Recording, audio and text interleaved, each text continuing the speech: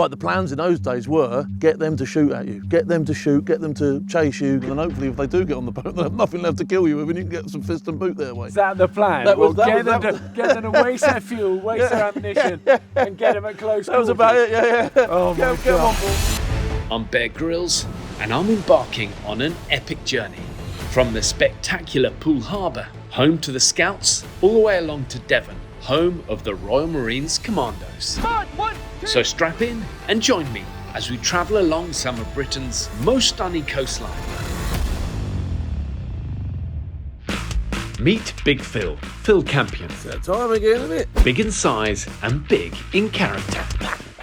Having served with the British Special Forces with the SAS, Phil went on to have a crazy career around the world as a private security specialist. Phil wrote an incredible book describing his tough upbringing, his career in the military, and his life since.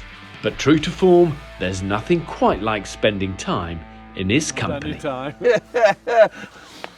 was saying earlier about your book and how brilliant that was. That must have been quite a thing, writing that and telling your story. Is that something you wanted to do? I found it really therapeutic, if I'm honest, because I'd never opened up about some of the things I talked about before. Yeah, you were amazingly honest in that. Yeah, I think I had to be honest. I've got to look myself in the mirror at the end of the day and say, have I told the truth in that book? Do you know what I mean? And I wanted people to know. Because your upbringing wasn't easy, and definitely it wasn't easy, no. Tell us about that. Well, I was adopted from birth to a family who had lost all their money. They had nothing left. He didn't have any work. He'd lost his job. But he then subsequently became a bit of a drinker, was violent towards my mother, and then was violent towards myself as well. So. And where did that lead to as you got a bit older? And the military stuff, how did that aspiration come around? So I wasn't the best kid on the block, do you know what I mean? I was naughty, I was mischievous. Nowadays I'd have probably been given a label, ADHD or some sort, you know what I mean? I'd have been on the scale for definite. And I just got sent to a public school because I had a high IQ and the state paid for me to go. But I got fairly bullied there because they knew that the state were paying and my parents weren't paying and I shouldn't really be there, and things didn't work out there. But that was my first exposure because they had a CCF. So my first exposure to the military was in the CCF. And it was somewhere where once you put that green skin on, everybody was equal. Yeah. Do you know what I mean? It was like, well, it don't matter if he's no good at maths, or it don't matter how much money he's got in his pocket, because you've got to wear exactly the same as he has. Positives from negatives all the time. You know, I picked myself up out of there. I ended up in a children's home. I got a job. What was the children's home like?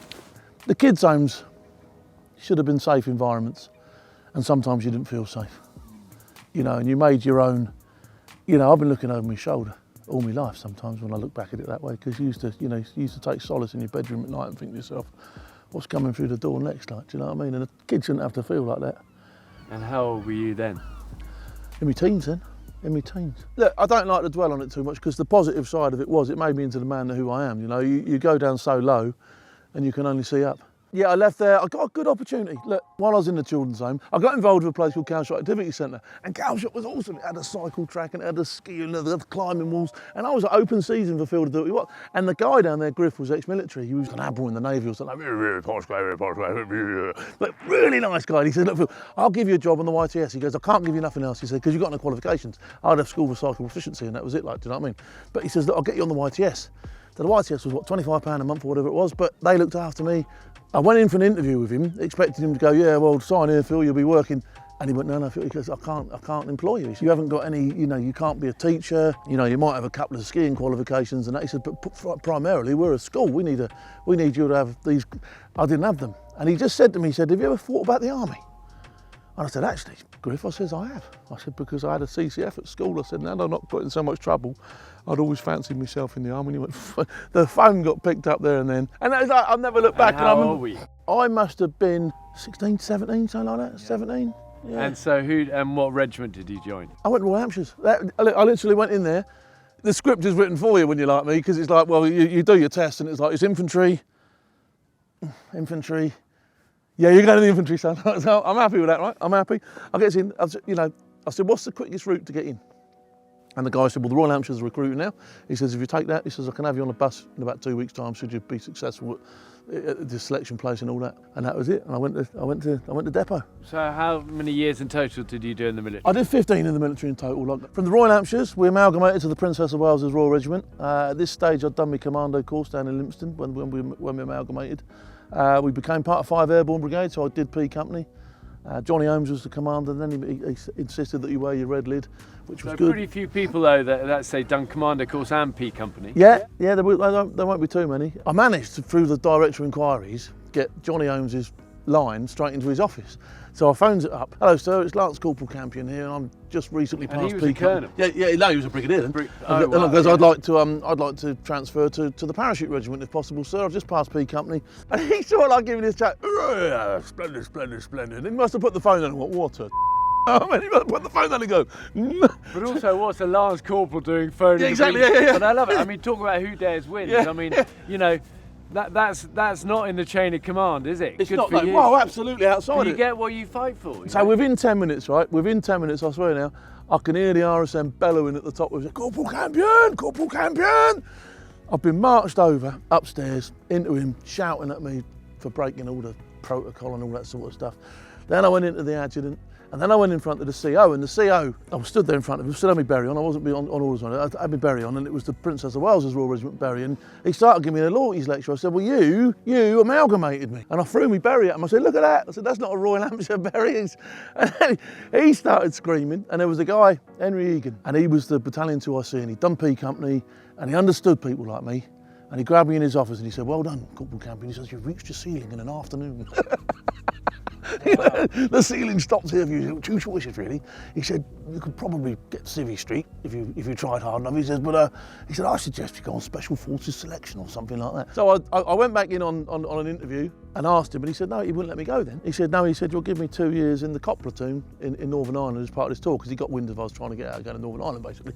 That was it. I give him a year. I did a good job, and he let me go. And I got a lovely letter off him when I passed selection saying, you know, we might have had our differences, but you know, you've excelled, and you know, you've made good.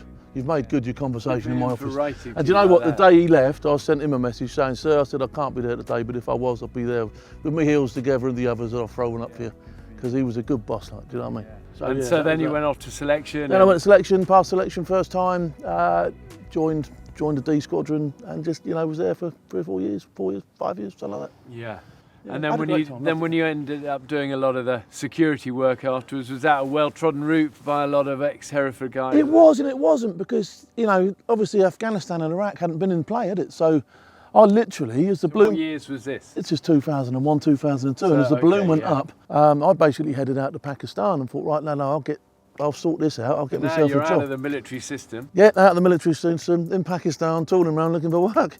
It was that, and I ended up in Did you feel Kabul. sort of vulnerable a little bit on your own now I you're out did, of that system? I did, but or did you like that?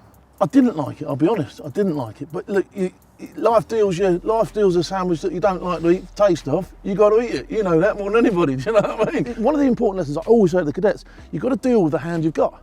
Then I got wind of there was a job going in Kabul, so I went out there, UN flew in with the European Commission, took care of their security for 3 years. One of the best jobs I've ever done, really. I really cut my teeth in the industry. Yeah. You know, yeah. made a bit of a name for myself. But you always seem to me the master of improvising, adapting, overcoming. You know, I said to our family when I said we're going down to see Phil, I said, Phil is a guy you want beside you in a crisis, because he'll make something out of something, and he'll bluff his way through this, and he'll punch his way through that, and he'll charm his way through that. I've got an eternal belief that I can turn it round somehow, do you know what I mean?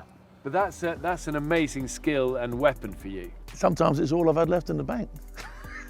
It's your belief. So take us to the pirate. Right, so the piracy thing. So I'll go on this trip. I've done loads of trips, loads of transits, and they were all different. And you know, you didn't see a lot of pirates. And what? Sometimes you're part of a small team, big team. Yeah, it could be a small one, it could be a big one. It depends what the client had paid for. And I wasn't in the position to argue, so I'd just take what they give me and go and do the work. Do you know what I mean? So that was pretty much how I'd run it. Well, how big a security team on? Just 2 of us. All right, there was only 2 of us. Big boat. Yeah, it wasn't a massive one. It was, I think it's what they call a coaster. So it wasn't as big as a tanker. The freeboards were quite low, and it was. Yeah. So we get through the transit corridor, and the escorts had gone, and then we're on our own. And you armed? Have you got? No. Those were the days when it was just, you know, slingshots and whatever you could make out of your underpants. What's your plan if anything happens? Right, the plans in those days were get them to shoot at you, get them to shoot, get them to chase you, get them to waste ammunition and fuel, and then hopefully if they do get on the boat, they'll have nothing left to kill you with, and you can get some fist and boot their way. So, is that the plan? Get them to waste their fuel, waste their ammunition, and get them at close quarters. That was about it, yeah. Oh Get them on board, hire hide the crew, and then have it with them if they come on. Like, do you know Hide what I the mean? crew and have it.